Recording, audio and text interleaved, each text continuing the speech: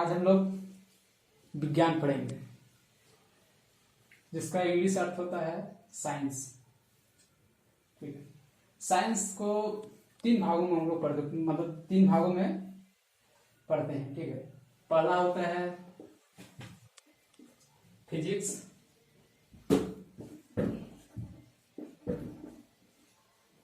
दूसरा chemistry,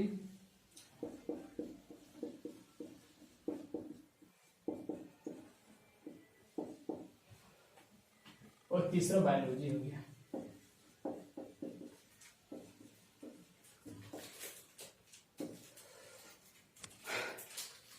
physics का हिंदी होता है भौतिक विज्ञान, केमिस्ट्री का हिंदी होता है रसायन विज्ञान, और बायोलॉजी का अर्थ होता है जीव विज्ञान।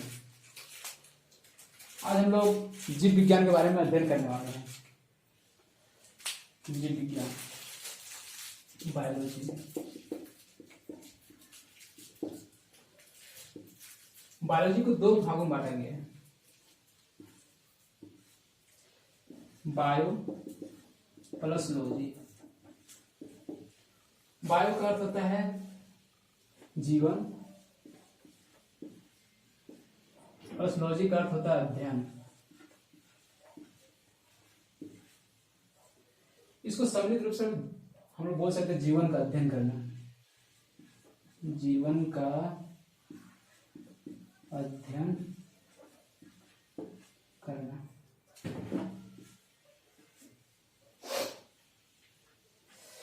अब हम लोग ये जानते हैं कि आखिर में बायोलॉजी शब्द की उत्पत्ति कैसे हुई। जो बायोलॉजी शब्द है इसकी उत्पत्ति, ठीक है, इसकी उत्पत्ति कैसे हुई। तो बायोलॉजी शब्द की जो उत्पत्ति हुई वो फ्रांस के लेमार्क तथा जर्मनी के ट्रेविनस ने इसका नामकरण किया। इसको हम डिटेल में आप पढ़ते हैं। आइए इसको मिटा देते हैं, इसको भी मिटा देते हैं। बायोलॉजी,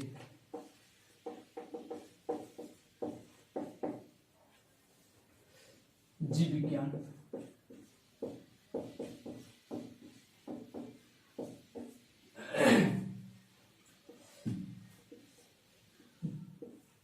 जीव बायोलॉजिस्ट जो शब्द है ग्रीक शब्द है, ठीक है, ग्रीक शब्द है, ग्रीक शब्द है।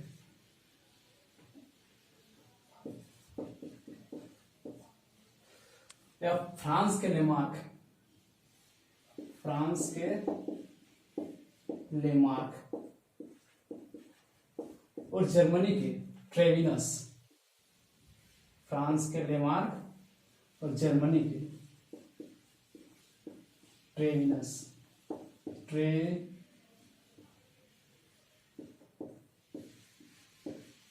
ट्रेविनस ने इसका नामकरण किया।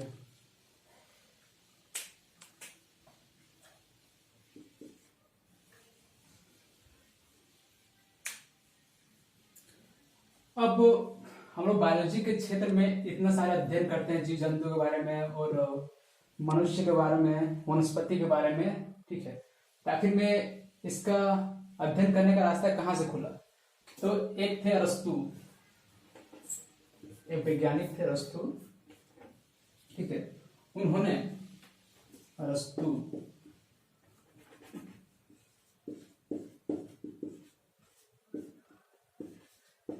ने 500 प्रकार के जीव जंतु को, 500 प्रकार के जीव जंतु के बारे में अध्ययन किया।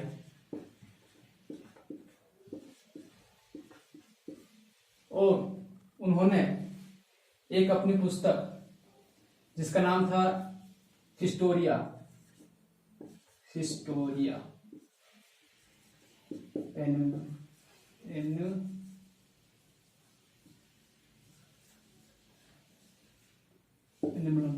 जब इसमें अपने 500 प्रकार के जीव जंतु के बारे में वर्णन किया।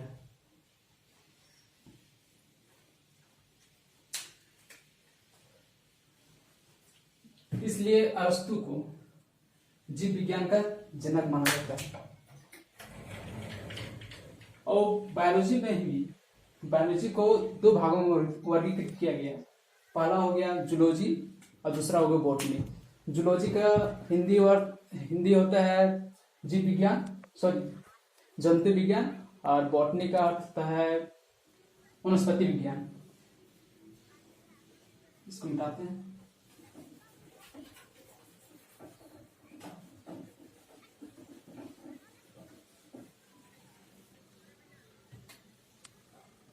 पहला जूलॉजी,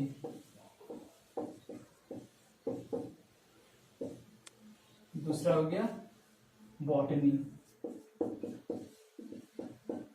बॉटनी इसका अर्थ होता है जंतु विज्ञान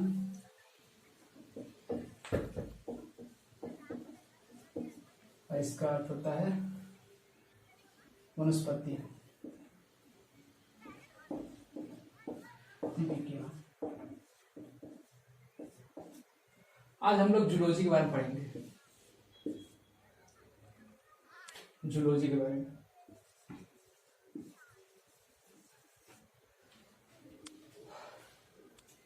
और जूलॉजी के बारे में हम लोग क्या पढ़ेंगे? ह्यूमन रिप्रोडक्शन, ह्यूमन रिप्रोडक्टिव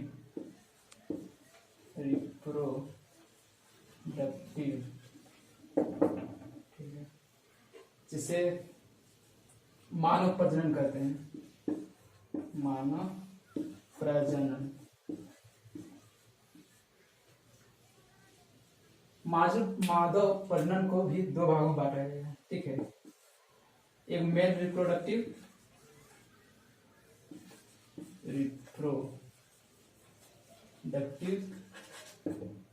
दूसरा हो गया फीमेल रिप्रोडक्टिव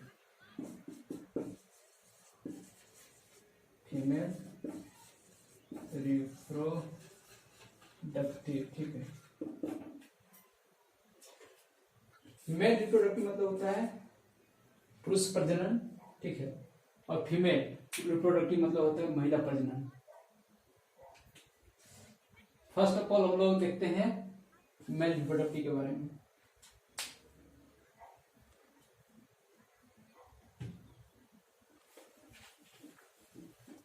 हम लोग ह्यूमन रिप्रोडक्शन के बारे में पढ़ेंगे, ठीक है, लेकिन ह्यूमन रिप्रोडक्शन पढ़ने से पहले हम लोग क्या क्या पढ़ चुके हैं उसके बारे में जानेंगे। ठीक है, तो हम लोग पढ़े थे कि बायोलॉजी शब्द का सर्वप्रथम प्रयोग किसने किया? ठीक है, बायोलॉजी शब्द का सर्वप्रथम प्रयोग फ्रांस के लेमार्क तथा जर्मनी के ट्रेविनस ने किया। किसने किया?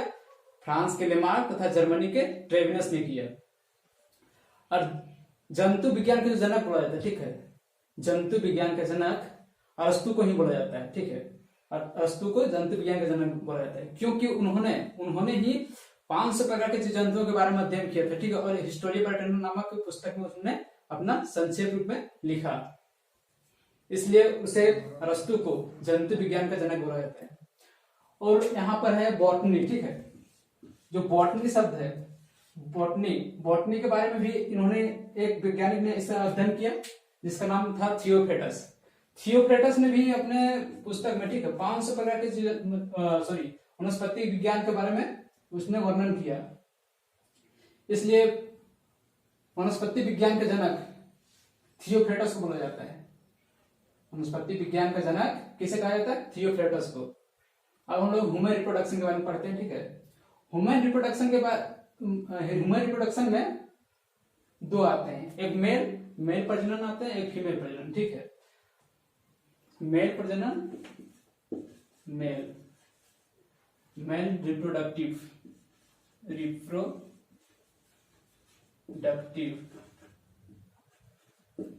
और फीमेल रिप्रोडक्टिव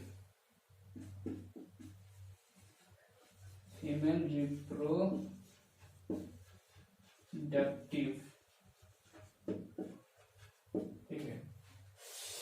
मेल रिप्रोडक्टिव मतलब होता है पुरुष प्रजनन या मानव प्रजनन बोल सकते हैं उसको, ठीक, या फीमेल रिप्रोडक्टिव मतलब होता है महिला प्रजनन। ठीक है, तो हम लोग फर्स्ट ऑफ ऑल हम लोग मेल रिप्रोडक्टिव के बारे में पढ़ते हैं। ठीक है, पुरुष प्रजनन के बारे में पढ़ते हैं। आइए हम लोग पुरुष प्रजनन के बारे में पढ़ते हैं। इसको पहले मिटा देते हैं।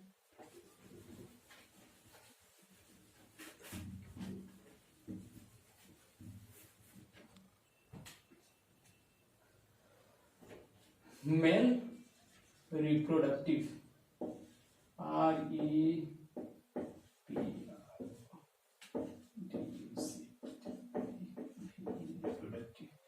मतलब पुरुष प्रजनन, पुरुष प्रजनन, ठीक है, पुरुष प्रजनन, ठीक है।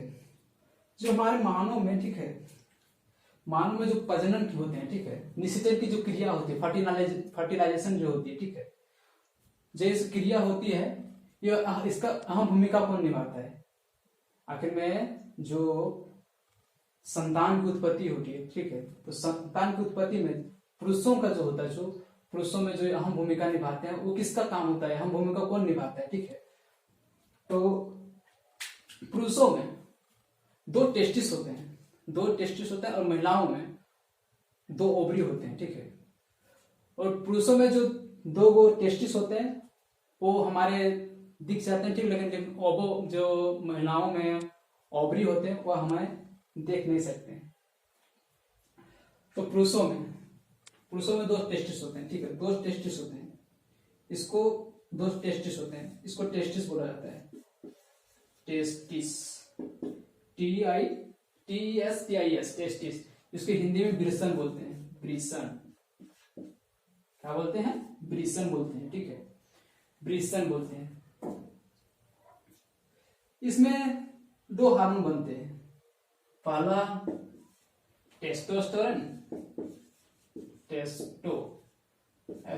ठीक है, टेस्टोस्टेरोन, और दूसरा हो गया आपका स्पर्म।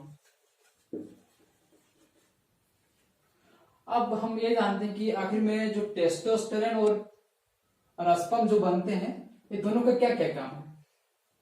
जो दोनों का काम क्या क्या है, आखिर में 2 बंद है तो दोनों का क्या क्या काम है, ठीक है। तो आप ये जानते होंगे कि टेस्टोस्टेरोन जो हमारे पुरुषों में बनते हैं, ठीक है, पुरुषों में जो टेस्टोस्टेरोन हार्मोन बनते हैं, ठीक है, उसका मेल और फीमेल के प्रति जो उत्तेजन शक्ति होती है, ठीक है, उत्तेजना होती है या उत्तेजना शक्ति को बढ़ाती है, ठीक है। और ये मेल और फीमेल में अंतर बताता है क्या कि मेल में क्या होता है कि जो हमारे दाढ़ी आते हैं, मोछ आते हैं, ठीक है, ये टेस्टोस्टेरोन का काम करता है, मतलब टेस्टोस्टेरोन ही काम करता है, ठीक है। ये स्पर्म जो होते हैं, ये स्पर्म जो होते हैं निषेचन क्रिया को नियंत्रित करता है, निषेचन करता है, ठीक है। और एक यहाँ क्या होता है, नस होती है, ठीक है, ये इसमें नस होती है, 2 नस लगी होती है इसमें, दोनों टेस्टिस में एक नस लगी होती है। इससे हम भेस डिफरेंस करते हैं, भेस डिफरेंस, VASC, भेस, DEFERENC, भेस डिफरेंस, ठीक है, भेस डिफरेंस करते हैं इससे। और यहाँ पर एक पेनिस लगी, यहाँ पेनिस होती है, ठीक है, यहाँ पेनिस लगी होती है, पेनिस, जिसे सीसम कहते हैं, सॉरी सीसम, हाँ, इसे सीसम कहते हैं, हिंदी में इसे सीसम कहते हैं। तो पहले ये जान लेते हैं कि मैंने क्या क्या पढ़ा। टेस्टिस, पुरुषों में 2 टेस्टिस होते हैं, तो पुरुषों में 2 टेस्टिस होते हैं, उसमें से 2 हमारे हार्मोन स्रावित होते हैं, एक हो गया टेस्टोस्टेरोन, एक हो गया स्पर्म, ठीक है। टेस्टोस्टेरोन का काम क्या है कि हमारे पुरुषों में मोछ दाढ़ी जो निकलते हैं, ठीक है, अंग लगते हैं, ठीक है, पुरुषों का निर्धारित, पुरुष है, पुरुष को निर्धारित करते हैं कि यह पुरुष है, ठीक है। ये काम कौन करता है? टेस्टोस्टेरोन काम करता है। ये स्पर्म जो है और निषेचन क्रिया को नियंत्रित करती है, ठीक है। हर इसमें एक भेस डिफरेंस लगी थी, इसमें टेस्टिस में, ये जो टेस्टिस बना हुआ है, टेस्टिस में एक भेस डिफरेंस नस होती है, ठीक है। जो भेस डिफरेंस नस होती है, इसका काम क्या है?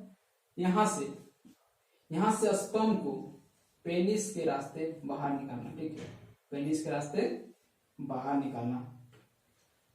अब ये समझ सकते हैं कि पेनिस का 2 काम है, ये मूत्राशय को भी विसर्जन भी करती है, मतलब इसी नली से मूत्राशय भी निकलती है, ठीक है, और इसी नली से स्पर्म भी जाता है, ठीक है, स्पर्म भी जाता है।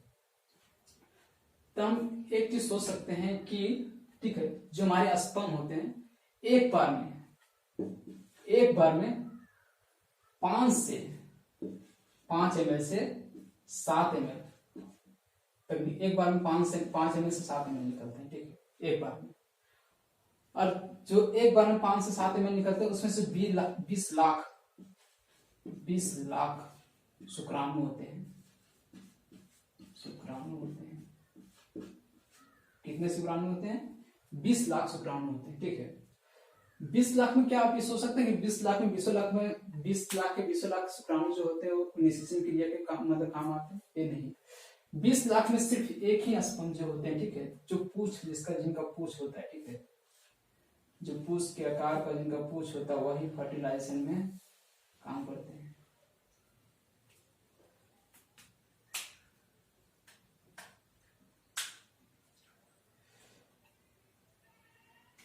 अब हम लोग फीमेल रिप्रोडक्शन के बारे में पढ़ते हैं, क्योंकि मेल रिप्रोडक्शन के बारे में गहन अध्ययन करेंगे तो बहुत लंबा टॉपिक चल जाएगा, ठीक है। इसलिए थोड़ा सा फीमेल रिप्रोडक्शन के बारे में कुछ अध्ययन कर लेते हैं।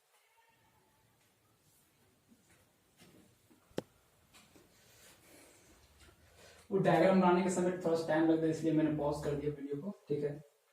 अब बताते हैं जिस टाइप से, ठीक है, पुरुषों में 2 टेस्टिस होते हैं, जिस प्रकार से पुरुषों में 2 टेस्टिस होते हैं उसी प्रकार से महिलाओं में भी 2 ओवरी होते हैं, ठीक है। OVERY ओवरी होते हैं, ठीक है। ए भी एक ओवरी ए हो गया, एक ओवरी ए हो गया। अगर जिस टाइप से पुरुषों में दोनों टेस्टिस एक साथ काम करते हैं, ठीक है, दोनों टेस्टिस जो एक साथ काम करते हैं, मतलब दोनों टेस्टिस में स्पर्म एक ही मतलब दोनों साथ में बनाते हैं स्पर्म को, ठीक है। जिस टाइप से शुक्राणु को दोनों टेस्टिस साथ में बनाते हैं, क्या उसी प्रकार से ओवरी भी दोनों ओवम को साथ में बनाते हैं। ओवम, ओवम मतलब अंडाणु, अंडाणु, ठीक है। क्या साथ में बनाते हैं? दोनों साथ में वर्क करते हैं, तो ऐसा बात नहीं। अगर एक मंथ में, ठीक है, अगर एक मंथ में एक काम कर रही है, ठीक है, तो दूसरा तो वही मंथ में एक क्लॉज रहेगी। अगर दूसरा मंथ में एक इसमें अगर ओवम बन रहा है, अंडाणु इसमें ओवम या अंडाणु इसमें बन रहा है दूसरी ओवरी में, तो ये क्लॉज रहेगा। इसका काम एक काम नहीं करेगी, मतलब एक एक मंथ गैपिंग करके ये दोनों ओवरी काम करती है। एक मंथ में इस ओवम में मतलब फर्स्ट ओवम में बनता है, तो अगला मंथ में सेकेंड ओवम में बनता है, ओवरी में बनती है, ठीक है। क्या बनती है? अंडाणु बनती है। तो फर्स्ट मंथ में जो बनती है, तो इसमें कुल मिला के 3 हार्मोन बनती है ओवरी में, ठीक है। जो ओवरी है हमारे महिलाओं को ओवरी होती है, उसमें 3 हार्मोन बनते हैं। पहला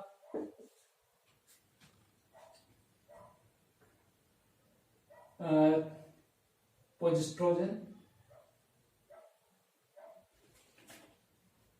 पहला एस्ट्रोजन,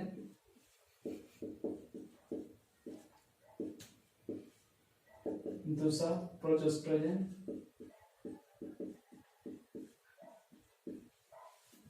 और तीसरा रिलैक्सिंग हार्मोन।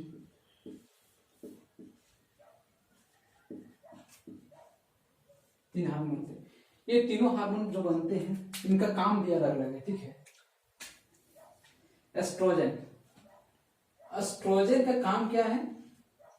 एस्ट्रोजन का जो काम है रिसाइकिल, मेंस्ट्रुएशन साइकिल को, ठीक है, मेंस्ट्रुएशन साइकिल या मासिक चक्रण वृद्धि बोल सकते हैं इसको। मेंस्ट्रुएशन साइकिल या मासिक चक्रण वृद्धि को नियंत्रित करता है। ये मासिक चक्रण वृद्धि को नियंत्रित करता है, मासिक चक्रण वृद्धि को।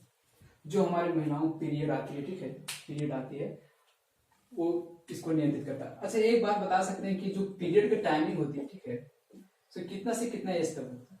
12 से 14 के एज में, ठीक है, महिलाओं में, ठीक है, पीरियड आना शुरू हो जाता है, ठीक है। और प्रोजेस्टेरोन क्या करती है यार? गर्भ मतलब निषेचन क्रिया, निषेचन क्रिया में सहायक होती है, गर्भ धारण करने में यह सहायक होती है, ठीक है। और रिलैक्सिन हार्मोन का यह काम है कि जिस समय बच्चा परिपक्व हो जाते हैं, बड़े हो जाते हैं, ठीक है, गर्भाशय में बड़े हो जाते हैं, तो जिस समय महिलाओं में डिलीवरी की टाइम होती है, ठीक है, उसमें रिलैक्सिंग हार्मोन स्रावित होती है। कभी कभी ये महिलाओं यह होता है कि रिलैक्सिंग हार्मोन ना स्रावित होने के कारण, ठीक है, उनको बहुत सारी सुविधाएं हैं ऑपरेशन के माध्यम से, ठीक है, उनको बच्चे को मतलब ऑपरेशन के माध्यम से निकाला जाता है, ठीक है, ऐसा होता है। तो फर्स्ट हम लोग रिसाइकल मेंस्ट्रुएशन साइकिल पढ़ेंगे, ठीक है। मेंस्ट्रुएशन साइकिल के अंदर क्या होता है, मेंस्ट्रुएशन साइकिल के अंदर क्या होता है कि महिलाओं में पीरियड कैसे आती है, ठीक है, उसके बारे में हम लोग पढ़ेंगे। तो जो ये रिसाइकल बिन होती है, मेंस्ट्रुएशन साइकिल होती है, ठीक है, जो पीरियड की टाइमिंग होती है वो 28 दिन की होती है। 28 दिन में एक बार, ठीक है, महिलाओं में पीरियड आती है। अगर हम लोग अभी 1 जनवरी मान के चले, 1 जनवरी को ले लेते हैं, ठीक है, 1 जनवरी में, तो 1 जनवरी में जो होती है, 1 जनवरी को आज से 1 जनवरी मान लेते हैं हम लोग, आज 1 जनवरी है, ठीक है। तो 1 जनवरी के फर्स्ट सप्ताह तक, मतलब 7 दिन तक, 1 जनवरी के फर्स्ट सप्ताह मतलब 7 दिन तक जो होती है, ये अंडाणु यहाँ कहाँ बनते हैं, ओवरी में बनते हैं। अंडाणु ओवरी में बन रहे होते हैं, पूरी तरीका से बने नहीं होते हैं, ठीक है, अंडाणु बन रहे होते हैं, ठीक है। दूसरी सप्ताह में मतलब 14 दिन में, दूसरी सप्ताह या 14 दिन बोल सकते हैं, ठीक है, या मैच्योर हो जाते हैं। मैच्योर होते हुए या फ्लोपियन ट्यूब में आते हैं। जो नल होता है महिलाओं में, ये जो नल होता है, ठीक है, और पुरुषों में क्या होता है, नस होता है। महिलाओं में नल होती है और पुरुषों में नस होता है, ठीक है। इसे फ्लोपियन ट्यूब कहते हैं, इंग्लिश में इसे फ्लोपियन ट्यूब कहते हैं, ठीक है। तो यह परिपक्व होकर धीरे धीरे धीरे धीरे क्या आते हैं, यहाँ पर फ्लोपियन ट्यूब में आ जाते हैं। ओवरी से होते हुए फ्लोपियन ट्यूब में आते हैं, ठीक है, फ्लोपियन ट्यूब में आते हैं और दूसरा सप्ताह, पहला सप्ताह में, ठीक है, दूसरे सप्ताह में और मैच्योर हो जाते हैं, और तीसरा सप्ताह, ठीक है, तीसरे सप्ताह में मतलब इससे ज्यादा मैच्योर हो जाते हैं, ठीक है। अगर इस टाइमिंग इसको स्पर्म मिलता है, ठीक है, अगर स्पर्म इस टाइमिंग इसको स्पर्म मिलते हैं तो यह निषेचन, यहाँ निषेचन फर्टिलाइजेशन होगा, यहाँ पे फर्टिलाइजेशन होगा। अगर पुरुष का स्पर्म यहाँ पर और महिला का स्पर्म यहाँ पर डिफ्यूज होता है, ठीक है, डिफ्यूज होता है यहाँ पर, तो डिफ्यूज होगा तो यह फर्टिलाइजेशन हो गया, मतलब जायगोट का निर्माण हो जाएगा। और ये जायगोट धीरे धीरे कहाँ पर आ जाते हैं, यूट्रस में जाते हैं, यूट्रस में। इसके बारे में अध्ययन करेंगे लास्ट में, ठीक है। लेकिन अगर कोई भी व्यक्ति, ठीक, फर्स्ट सप्ताह में, अगर फर्स्ट सप्ताह के अंतर्गत, ठीक है, अगर शुक्राणु यहाँ पर फ्लोपियन ट्यूब के अंतर्गत, यहाँ पर शुक्राणु फ्लोपियन ट्यूब के अंतर्गत आता है स्पर्म, तो निषेचन क्रिया नहीं होती है, मतलब फर्टिलाइजेशन नहीं होती है, ठीक है, डिफ्यूज नहीं होता है, यहाँ पर डिफ्यूज नहीं होता है। अगर दूसरा सप्ताह में अगर यहाँ पर स्पर्म, पुरुष का स्पर्म अगर महिला से, मतलब स्पर्म अंडाणु से, मतलब शुक्राणु और अंडाणु एक साथ यहाँ फ्लोपियन ट्यूब में मिलते हैं, तो 90% चांस है कि यहाँ पर निषेचन की क्रिया हो सकती है। दूसरा सप्ताह और तीसरा सप्ताह और चौथा सप्ताह जो होती है, यह होती है पीरियड की टाइमिंग होती है, ठीक है। तो निषेचन की क्रिया 2 ही सप्ताह में हो सकती है, एक वो दूसरा सप्ताह और एक तीसरा सप्ताह। चौथी सप्ताह में 90% 10% चांस रहती है कि हो सकती है निषेचन की क्रिया। अगर फिर तीसरे सप्ताह में, ठीक है, डिफ्यूज हो, यहाँ पर तीसरे सप्ताह में शुक्राणु अंडाणु से मिला, डिफ्यूज हुआ, ठीक है, डिफ्यूज होते हुए डिफ्यूज हो जाती है यहाँ पर, ठीक है। फर्टिलाइजेशन की क्रिया होती है, कहाँ पर होती है, फ्लोपियन ट्यूब में। फर्टिलाइजेशन की क्रिया कहाँ पर होती है, फ्लोपियन ट्यूब में। फर्टिलाइजेशन की क्रिया जो होती है, ठीक है, फ्लोपियन ट्यूब में। निषेचन की क्रिया कहाँ पर होती है, फ्लोपियन ट्यूब में, ठीक है। यहाँ पर डिफ्यूज जब हो जाती है, ठीक है, तो डिफ्यूज हो जाने के बाद यह यूट्रस में जाती है, जिससे हम यूट्रस, इसको यूट्रस कहते हैं,